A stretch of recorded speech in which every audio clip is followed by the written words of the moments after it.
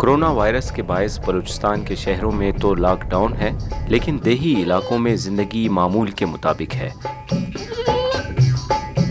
مستونگ کے ایک دور افتادہ گاؤں کانک کے رحمت اللہ کو بھی لاک ڈاؤن سے فرق نہیں پڑا۔ صبح وقتی ہم گھر سے نکلے گا، ادھر آئے گا، فصل کو دیکھے گا، بکریوں کو دیکھے گا، پانی مانگا تو پانی دے گا، اگر نہیں مانگا تو بس دوسرا کام کرے گا، بس وہی ہے ہمارا کام۔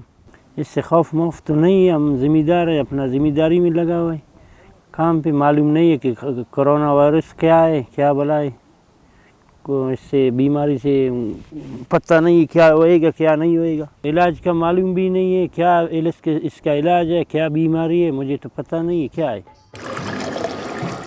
دیہی علاقوں کے رہائشیوں کی بیشتر ضروریات مقامی طور پر ہی پوری ہو جاتی ہیں، اس لیے بڑے شہروں میں لاک ڈاؤن کے باوجود دیہاتوں کے معمولات زندگی متاثر نہیں ہوئے۔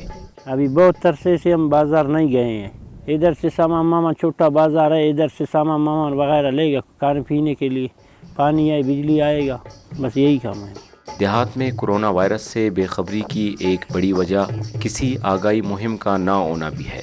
سہولت نہیں ہے، اسپتال نہیں، وہ معرضی طور پہ اسپتال ہے، اتنا اسپتال مریضوں کا داخلہ ماخلہ نہیں ہے بغیر مستونگ لے جاؤ یا کوئٹہ لے جاؤ، ادھر نہیں ہے۔ مرتضی زہری، وائس آف امریکہ، کانک، بلوچستان۔